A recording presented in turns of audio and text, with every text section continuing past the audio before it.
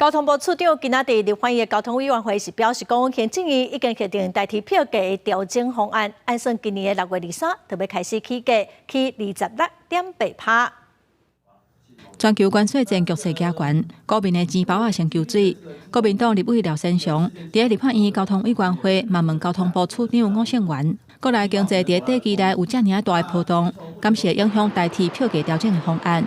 针对这点，吴胜元表示，行政院已经核定票价调整方案，新的票价按算伫今年6月23实施，平均起26.8%，一次20多%。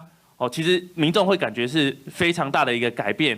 我会建议啦，就是说逐年的来提升。如果以短程来讲，我们所谓 T Pass， 所以它其实并不受短期，这个我们通勤的并不受影响。假设你没有加入 T Pass， 又没有 T Pass 的时候，比如以台北到板桥，大概就增加7块钱。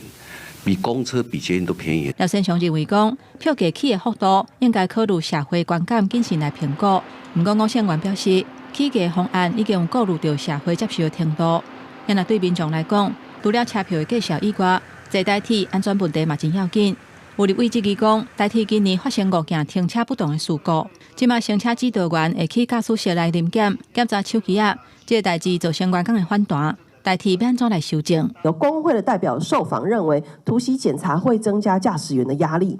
那我很好奇，到底这件事情你们未来要怎么做？应该要去设置这个影音这样记录一个问题，因为包括北捷啦，其他的大概都有设置。我们后面会来继续跟同仁来沟通。吴胜元否认临检的讲法，是列车歇伫车站了后加强稽查，未来考虑要按影音设备来记录。